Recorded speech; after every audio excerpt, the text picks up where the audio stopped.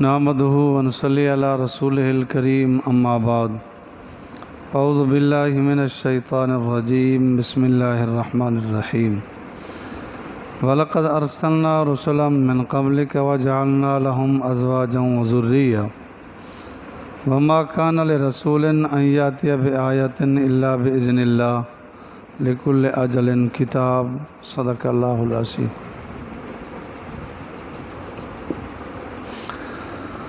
حضور علیہ السلام سچے نبی تھے، اس میں کوئی شک نہیں۔ حضور علیہ السلام پر مشرکین مکہ نے، مدینہ منورہ میں رہنے والے منافقین نے بہت اعتراضات کیے۔ حضور علیہ السلام پر ایک اعتراض یہ تھا کہ پہلے تو یہ نبی ہو نہیں سکتا، اگر نبی ہوتا تو اتنے شادیاں کیوں کی ہیں؟ ایک شادی کرنی تھی، پہلے تو کرنی نہیں تھی، نبی کو کیا ضرورت ہے؟ وہ تو اللہ اللہ کرے۔ اگر کرنی تھی تو ایک کافی تھی۔ تو اللہ تعالیٰ نے اس کا جواب دیا کہ جن کو تم نبی مانتے ہو، ابراہیم علیہ السلام، داؤد علیہ السلام، سلیمان علیہ السلام، ان سب نے شادیاں کی۔ اگر ان کے لیے بجا تھی تو اس کے لیے بھی بجا ہے۔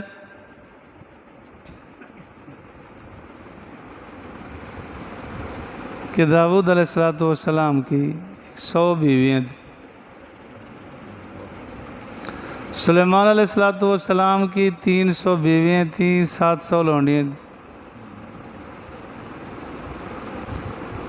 اولادیں بھی ہوئیں، داؤد علیہ السلام کے بیٹے 19 ہوئے، یعقوب علیہ السلام کے 12 بیٹے تھے، شادیاں بھی کی ہیں، بچے بھی ہوئے، اولاد بھی ہوئی، باقی سارے انبیاء نے۔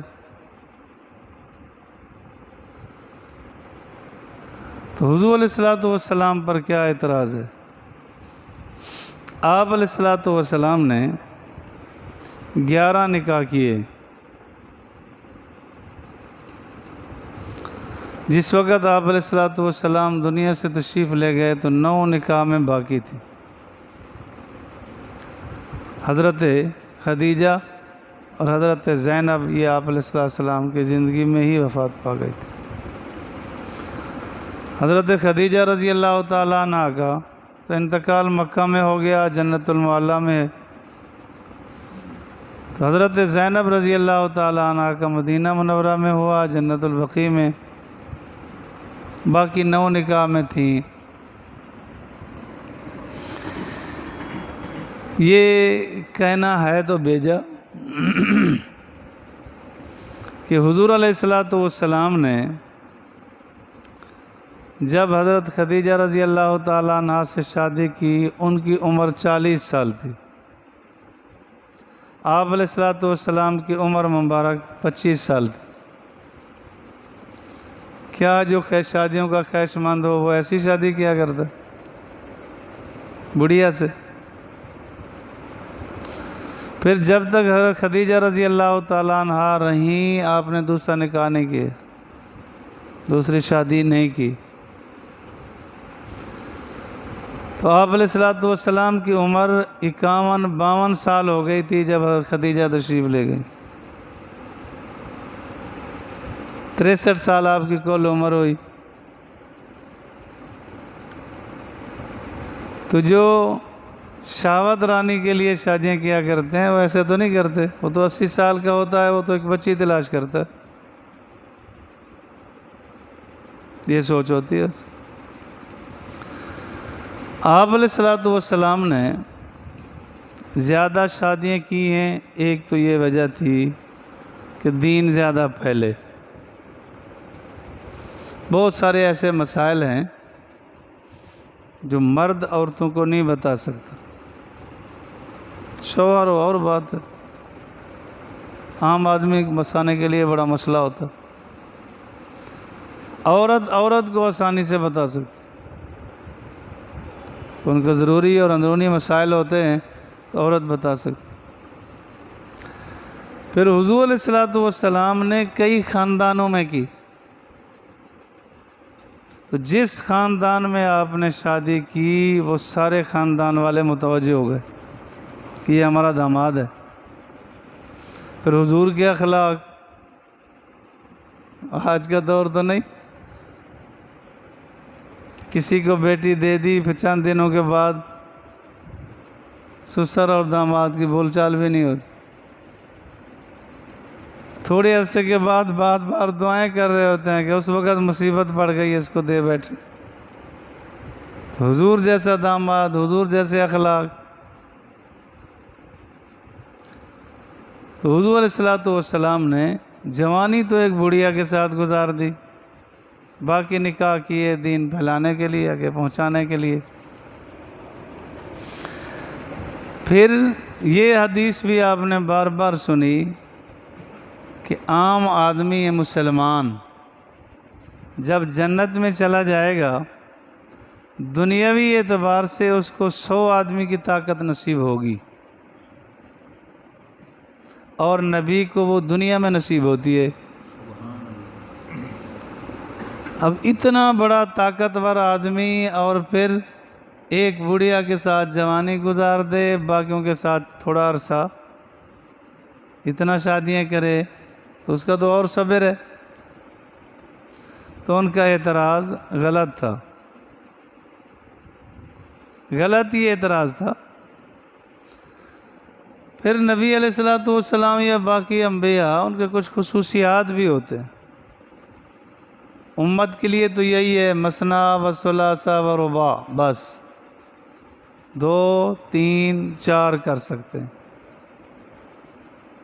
اب اندازہ لگائیں، جس آدمی کا ہاتھ پکڑ کے اٹھائیں، 2 آدمی پکڑ کے اس کو اٹھائیں، ایسے آدمی کو بھی 4 کی اجازت ہے۔ تو جس کو اللہ نے اتنا طاقت دے رکھی ہے اس کو کتنا کی ہونی چاہیے؟ صرف بد زبانی کے نبی پر بولنا ہے بس۔ اللہ فرماتے ہیں وَلَقَدْ أَرْسَلْنَا، البتہ تحقیق ہم نے بھیجا رسولوں کو من قبل کا، تو اس سے پہلے۔ بعد کا تو مسئلہ ہی نہیں نا، انبیاء آئے پہلے، بعد میں حضور علیہ السلام کے بعد کوئی نیا نبی نہیں آئے گا۔ وَجَعَلْنَا لَهُمْ، اور ہم نے بنایا ان کے لیے ازواجا و ذریہ، بیوییں اور بچے، اولاد بنائی ہے۔ تو ان پہ اعتراض نہیں، ان پہ اعتراض کیا ہوا، صرف نہ مانے با۔ دوسرا ان کا مطالبہ کیا تھا؟ ایک مطالبہ یہ تھا کہ یہ صفا پہاڑی سونے کی بن جانی چاہیے، یہ مروہ پہاڑی سونے کی بن جانی چاہیے، اور جتنا یہ پہاڑ ہیں ان سب کو ہٹا دیا جائے، یہ زرخیز زمین بن جائے، یہاں پانی کی نہریں چلنی چاہیے۔ ایسے مطالبات جہاں جہاں اللہ تعالیٰ نے پورا کر دیا، اللہ قادر ہے، نبی کے ہاتھ پہ ظاہر کیا، اس کو معجزہ کہتے ہیں۔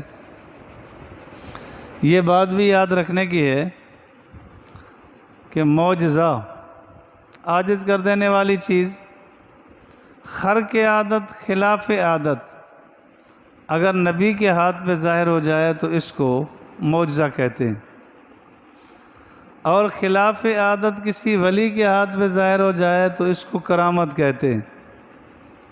یاد رکھنا، معجزہ نبی کے اختیار میں نہیں ہوتا کہ جب چاہے مداری کی طرح دکھا دے، آؤ جی، ایسا نہیں ہوتا۔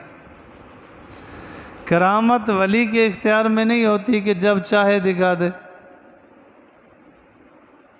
اس کا ایک وقت ہوتا ہے کہ جب اللہ چاہتے ہیں معجزہ ظاہر ہو جاتا ہے، جب اللہ چاہتے ہیں کرامت ظاہر ہو جاتی ہے۔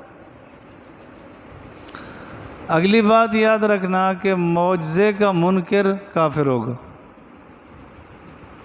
اور کرامت، وہ کرامت جس کا ذکر قرآن پاک میں ہے، اس کا منکر تو کافر ہو جائے گا۔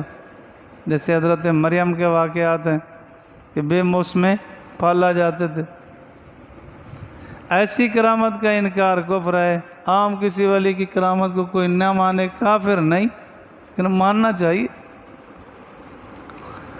حضرت مولانا قاسم نانوتوی رحمۃ اللہ علیہ سے ایک آدمی نے پوچھا کہ حضرت نبی جو کہتا ہے وہ 100% سچا ہو جاتا ہے، اور ولی بھی کبھی بتاتے ہیں تو کبھی آگے پیچھے ہو جاتا ہے، ہوتا ہے لیکن کچھ آگے پیچھے۔ ایسا کیوں ہوتا ہے جبکہ وہ بھی اللہ تعالیٰ کی طرف سے عطا ہے، یہ بھی اللہ کی طرف سے عطا ہے؟ تو اس وقت وہ تشریف لے جا رہے تھے ایک مرید کے پاس، جیل کے پاس وہ رہتا تھا۔ فرمانے لگے یہاں سے وہاں تک کتنا مسافت ہوگی؟ وہ کہنے لگا جی اندازہ ہے کہ 1 ایکڑ ہوگا۔ تشریف لے گئے، جب 2-4 قدم رہ گئے تھے فرمایا اب کتنا مسافت ہوگی؟ تو وہ کہنے لگا جی اب تو 4 قدم ہی ہے بس۔ تو فرمایا یوں ہی ہوتا ہے کہ نبی اتنا قریب سے دیکھ کر بتاتا ہے، وہ 100% پورا نکلتا ہے، اور ولی دور سے دیکھ کے بتاتا ہے، کچھ آگے پیچھے ہو جاتا ہے۔ برحق کرامت بھی برحق ہے، معجزہ بھی برحق ہے، لیکن معجزہ نبی کے اختیار میں نہیں ہوتا، اللہ کے اختیار میں ہوتا ہے۔ انہوں نے ایک معجزے کا مطالبہ کیا کہ جی ایسے ایسے ہونا چاہیے۔ وما کان لرسول، نہیں ہے کسی رسول کے لیے کہ ان یاتی بآیۃ، وہ لے آئے کوئی نشانی، الا باذن اللہ، مگر اللہ کے حکم سے، اپنی مرضی سے نہیں۔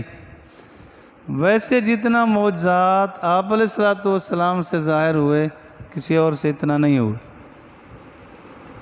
لیکن جس کو نہ نظر آئے، جتنا بڑے مطلب کمالات ہیں لیکن نہیں نظر آیا، مطالبات پر مطالبات۔ لکل اجل کتاب، فیصلہ خداوندی ہے کہ ہر چیز کے لیے ایک وقت لکھا ہوا ہے۔